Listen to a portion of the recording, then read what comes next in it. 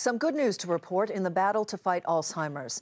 Biogen IDEX says its experimental drug to treat Alzheimer's showed promise in an early trial by slowing down memory loss. Shares of the company shot up about $20 on today's news. But so where does the pharmaceutical industry stand in development of a proven Alzheimer's medication? Meg Tirrell has more.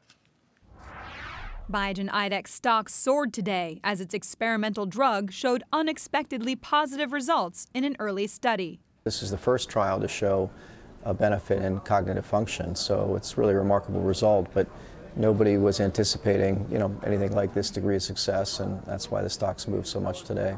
The drug, called BIB37, was in the first stage of testing for safety, but the study showed early signs of efficacy as well. It was shown to help reduce the plaque buildups in the brain associated with Alzheimer's, known as beta amyloid.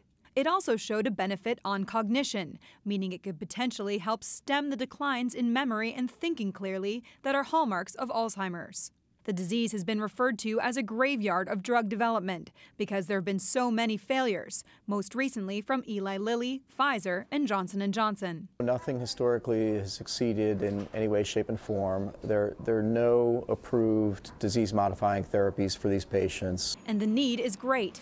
More than 5 million Americans have Alzheimer's disease, according to the Alzheimer's Association. Worldwide, more than 35 million people have dementia, of which Alzheimer's is the most common cause. The potential opportunity for Biogen's Alzheimer's drug?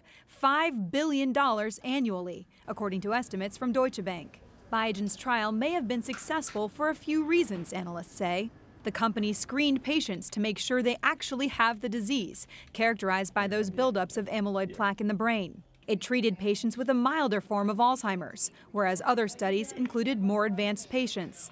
And lastly, the drug may have a better way of targeting the plaque. They may have a little bit better of a hammer, or they may just have a little bit better of a game plan to design studies. Both analysts and Biogen, though, urge caution.